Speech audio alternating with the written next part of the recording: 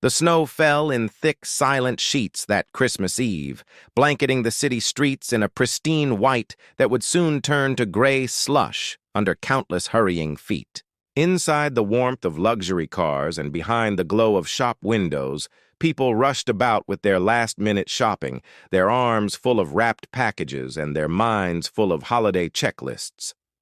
But outside a closed bookstore on Fifth Avenue, huddled beneath a tattered blanket that had once been blue, sat a woman the world had forgotten.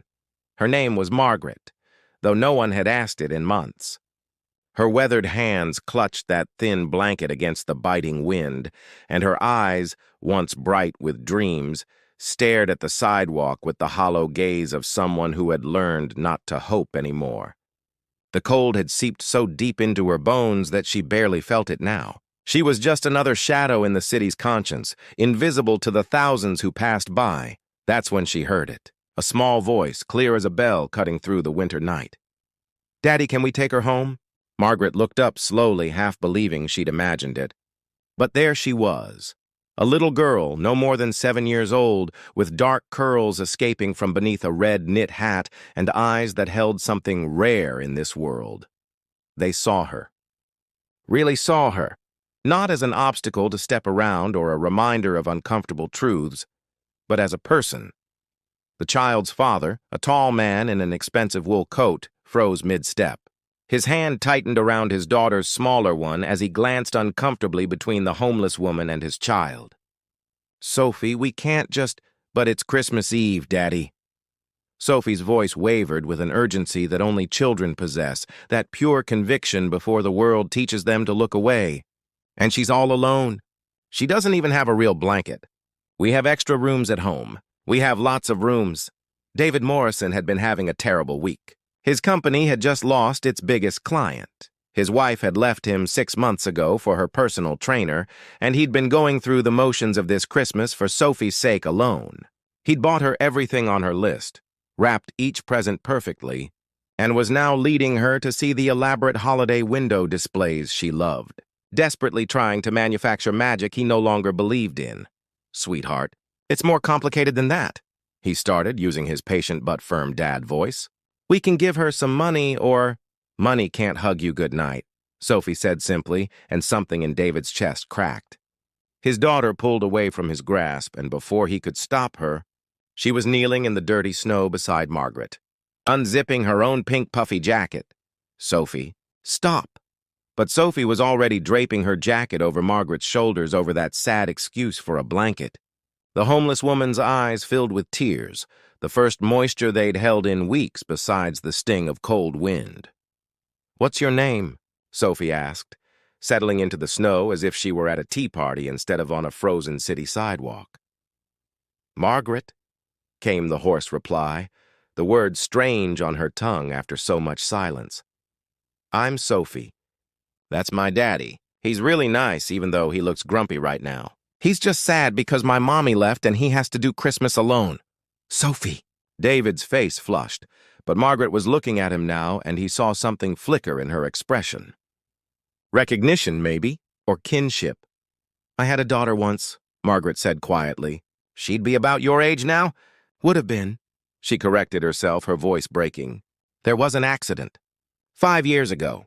After that, everything just fell apart. Lost my job. Lost the apartment. Lost myself." The busy street seemed to fade away.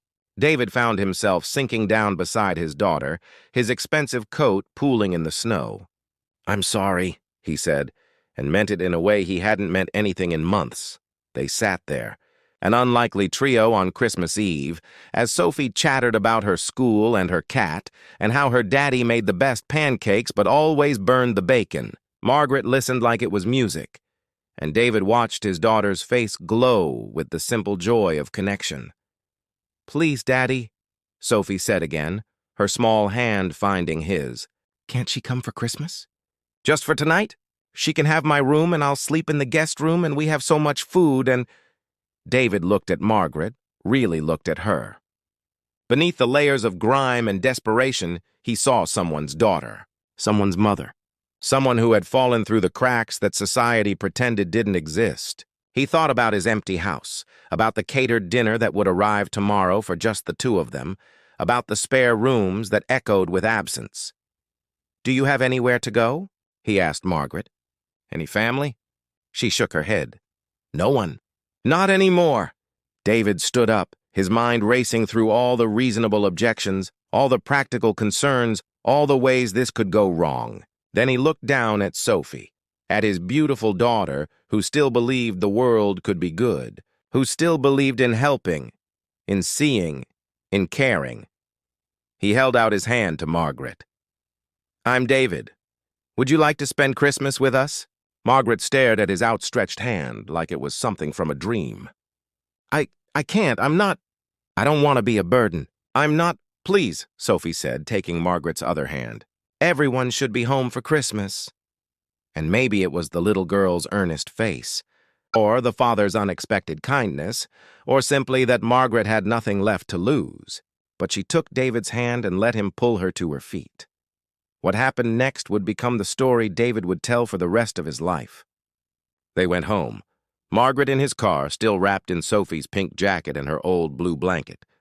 Sophie's babysitter had stayed late and nearly fainted when they walked in, but David asked her to run a bath and find some of his ex-wife's old clothes while he made hot chocolate. Margaret cried in that bath, washing away months of street dirt and years of shame. When she emerged clean and dressed in borrowed clothes, David barely recognized her. She was younger than he'd thought, maybe 45, with gray-streaked auburn hair and green eyes that were starting to remember how to hope.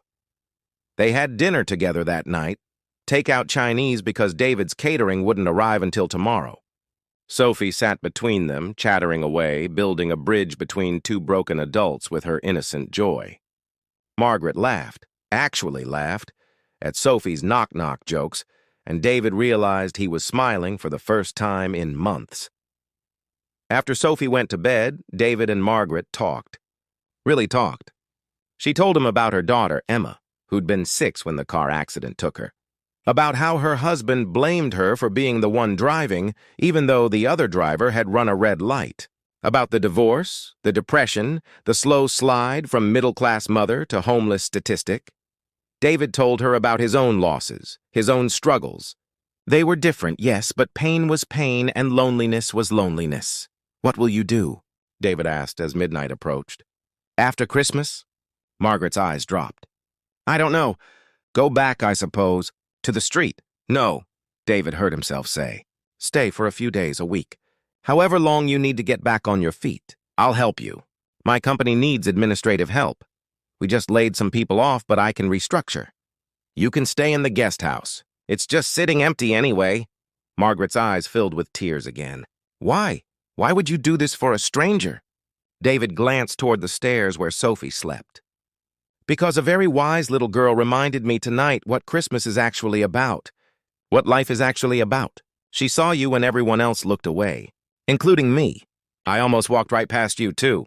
That night, Sophie's simple question changed 3 lives. Margaret stayed not just for Christmas, but for months. David helped her find her footing, get identification, open a bank account. She worked for his company, proved herself invaluable, and slowly rebuilt a life she'd thought was over. But more than that, she became family. Sophie had found a friend who listened to her stories about school with genuine interest. David had found someone who understood loss, who didn't judge his frozen dinners or his bad days, and Margaret had found a reason to hope again. The next Christmas Eve, they stood together at that same spot on Fifth Avenue, this time handing out blankets and hot coffee and sandwiches to those huddled in doorways. Sophie, now 8, moved from person to person asking their names, seeing them the way she'd seen Margaret. "Do you regret it?" Margaret asked David quietly as they watched Sophie. "Taking in a homeless stranger?" David smiled, watching his daughter spread light in the darkness. Sophie didn't take in a stranger. She saw someone who needed help, and she helped. She reminded me what it means to be human. He paused, then added softly, "You gave me something too, you know. You gave me back my faith that broken things can be healed, that it's never too late for second chances." As snow began to fall again, just as it had a year ago, Margaret squeezed his hand. Sophie ran back to them, her cheeks red with cold and joy, and took both their hands. "Come on," she said. "Let's go home." And they did. Three people who'd found each other in the darkness and built a light together. Because sometimes all it takes is one small voice asking the right question, one moment of seeing instead of looking away, one decision to choose compassion over convenience. Sometimes all it takes is a little girl on Christmas Eve to remind us all that the greatest gifts we can give can't be wrapped or bought. They're given with open hearts and open hands.